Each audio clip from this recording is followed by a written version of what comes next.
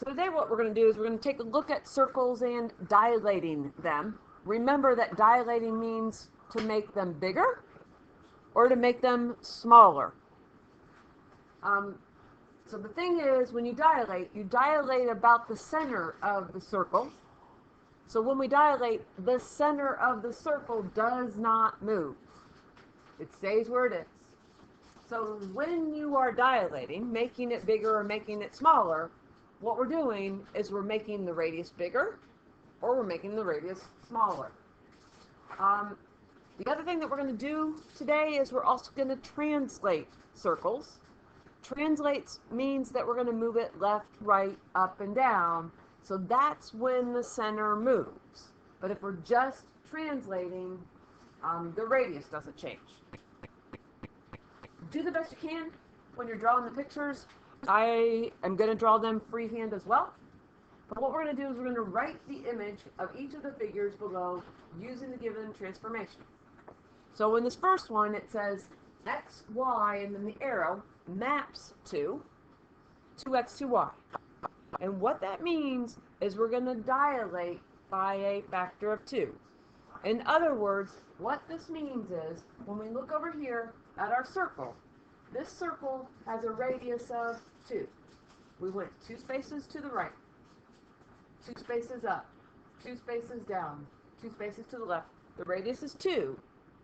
But what we're going to do is we're going to take our radius of 2, and again, the scale factor is 2. So 2 times 2 is 4, and that's going to be our new radius. So over here, when we dilate, the center does not change. And what we're going to do, though, is we're going to leave our center, and then instead of a radius of 2, we're going to have a radius of 4. So from that green center circle, we're going to count up 4. From the center green circle, we're going to count to the right 4. From the center green circle, we're going to count down 4. From the green center circle, we're going to count left 4. And here is our dilation. Again, do the best you can to draw a circle. That one's better than average for me.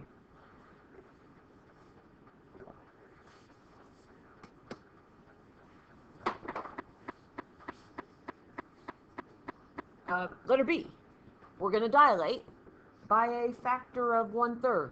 XY maps to 1/3 x, 1/3 y. We look over here at our picture, and let's find our radius.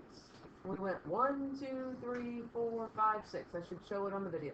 1, 2, 3, 4, 5, 6. We could have gone 1, 2, 3, 4, 5, 6.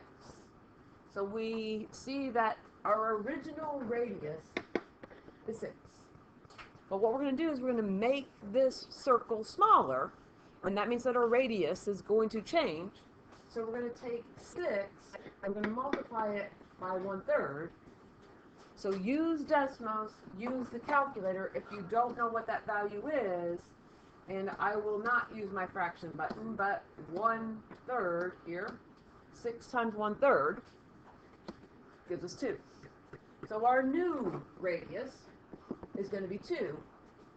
So our center circle now is going to be red, and from that red circle, we're going to count up 2. From the red center circle, we're going to go right 2. From our red center circle, we're going to go down 2. And from our red center circle, we're going to go left 2. And there is our new circle dilated.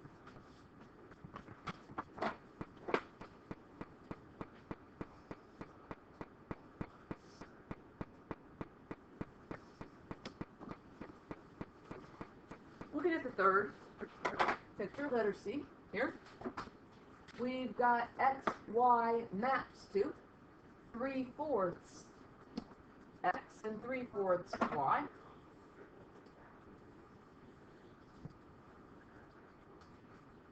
So when we come over here and we look at our radius, got 1, 2, 3, 4, 5, 6, 7, 8. The radius in this picture is 8. But we're going to take the 8 and we're going to multiply it by our scale factor of 3/4. And again, type in Desmos if you don't know what it is. Type into your calculator if you don't know what it is. 8 times 3/4 equals 6.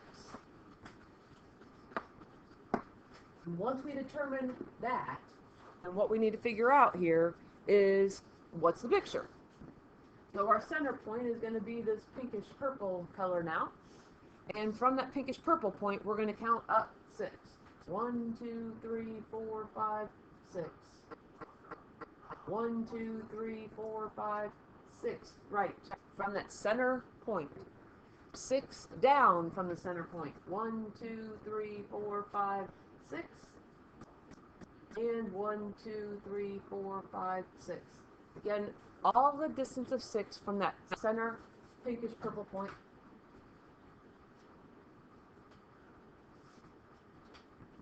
And do the best that you can to draw the picture. So there is what we did. We dilated. And again, when we dilate, the center does not change. But as we look at example E, this time what we're looking at is we're looking at a translation. So the center can change on the translation. And when we look at this, what it says is it says xy maps to x minus 8. Well, minus 8 means that we're going to move our picture left 8. And then it says y plus 2.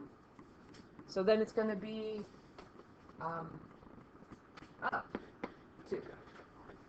So what we're going to do now is we're going to look specifically at the center, and we're going to move it left 8. So 1, 2, 3, 4, 5, 6, 7, 8. And then up 2. Here's our new center. If we go back and we look at the original picture, what we see is that our radius, we went up 2, we went right 2, we went down 2, we went left 2 from that center black point. So we're going to do the same thing here. We're going to go up 2 from our new center point. We're going to go right 2 from our new center point. We're going to go down 2 from our new center point. And we're going to go left 2 from our new center point. We're going to draw the circle.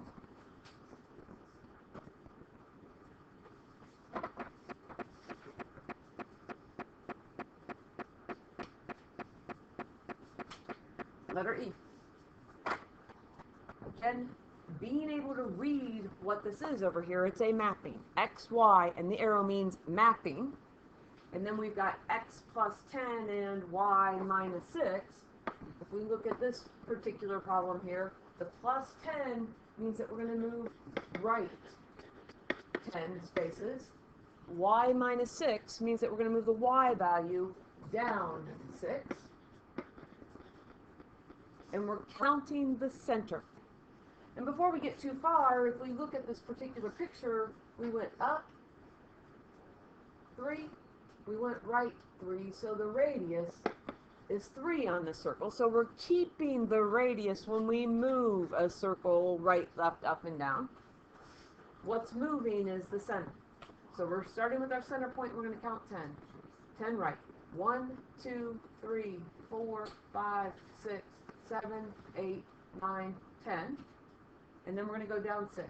1, 2, 3, 4, 5, 6. There's our new center point. Once we've got that orange center point, we're going to fill in the radius. And again, the radius does not change when we're translating. We're going to count up 3. We're going to count right 3. From the center, we're going to go down 3. And from the center, left 3.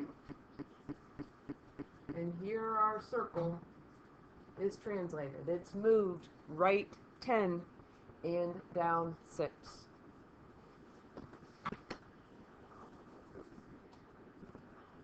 Example 2. There is a translation and a dilation. that maps circle A onto circle A prime. List the rule for the translation and state the scale factor. And I'm going to look at the scale factor first. And when we look at circle A, which is the smaller circle that's up top, what we see is that our radius is 2. And when we look at the circle A prime, the bigger circle, kind of down lower, our radius, well, we count here, we went 1, 2, 3, 4, 5, 6. Check over here just to make sure, 1, 2, 3, 4, 5, 6. So our radius in this circle is 6. So our scale factor, if you think back to scale factors, I'm going to do 2k. So our radius was a distance of 2. K is a letter that we use to indicate scale factor. And then it equals 6. So if we want to know what our scale factor is, we can divide both sides by 2. And I do recognize that some people don't need to do all that work that I just did. The other part here is we want the translation. And again, we're going, in this case, from the little circle to the big circle. But we're going to count based on our center here. So when we count, we're going to go 1, 2, 3, 4, 5, 6. So we went 6 right. And then we're going to go down 1, 2, 3, 4, 5, 6, 7, 8. We went 8 down. And once we identify that information here, then we can fill in our answer there. And I just want to check one more time. 1, 2, 3, 4, 5, 6. And then 1, 2, 3, 4, 5, 6, 7, 8. Okay, so right 6 means that our x value is going to be plus 6 when we're writing it in mapping terminology. And then 8 down is going to be y minus 8.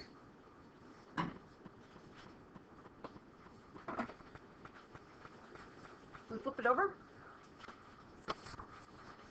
Due to the unique nature of a circle that is defined by a single length, the radius, it seems quite obvious that we could use a scale factor to alter the radius in such a way that it could be the same size as another circle. There will always be a combination of translations, sometimes a reflection. Remember, we could reflect over the x-axis, we could reflect over the y, we could reflect over a line, and a dilation that can map any two circles. But ultimately here what that means is that all circles are similar. If you recall from Unit 5, whenever two figures can be mapped using a dilation. So if you see dilation, that means that the circles are similar. And again, all circles are similar. Then the two figures are similar. So these last two examples here are going to look familiar, at least the types. It says, complete the statement below by filling in the blanks to show that all circles are similar. So we're going to take circle X. So this is going to be the first one. And I'm going to switch colors here. But circle X to circle Z. And what I put is I put a 1 in there and a 2. I've just found that that's helpful for me to keep track of the circles. Up to you whether you need to do that. But look at what's in the first blank. It's translating. So how are we going to move that center?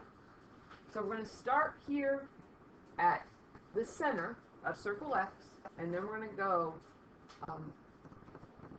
1, 2, 3, 4, 5 left. And we went left, and then 1, 2, 3, 4, 5, 6, 7 up. We could have probably identified that piece just from the left. And now what we want to know is followed by a dilation with the scale factor. So if we go back to circle X, what we see is when we're looking for the radius of the circle, we see 1, 2, 3. 1, 2, 3. 1, 2, 3. 1, 2, 3 to the left. So our radius here is 3. Our radius up there in circle Z is just 2. We went up 2, we went right 2, we went down 2, we went left 2. And again, if you algebraically want to see this relationship, then what happens is we do 3k, because we started with circle x, equals 2. Then we can divide both sides by 3. So there's our scale factor of 2/3. And if you don't know what that is in decimal format, 2 divided by 3 gives us 0.666 repeating, which rounds to 0.67. And there is our scale factor. All circles are similar. Same idea here, only this time what we have in it is a reflection. And it says circle B can be mapped onto circle A. So once again, here's circle 1 and there's circle 2. That is a personal preference. I've just found that it helps me keep track of things a little bit better. Maybe it'll help some of you also. So what I see here, it's a circle B can be mapped onto circle A by first reflecting. So we're either going to reflect over the x-axis. It really doesn't look like we're going to reflect over the y-axis. Or we're going to reflect over the line y equals 1. But I'll start with the x-axis. And what we see is that the center of this circle is 1, 2, 3, 4 spaces away from the x-axis. If we count the center B, it is 1, 2, 3, 4 spaces away. Should have counted the other way. 1, 2, 3, 4 spaces away from the x-axis. So we're going to reflect this circle over the x-axis. And then, like the last problem, we want to see what the dilation is. So we're looking at the radius, and the radius of circle B is 2. 1, 2, 1, 2, 1, 2, 1, 2. The radius of circle 4 is 1, 2, 3. Sorry, the radius of circle A is 4. I gave it away early. So here's our radius of 4. And then when we want to figure out the scale factor, again, circle B, yep. So it's 2k equals 4. And divide both sides by 2. And 4 divided by 2 is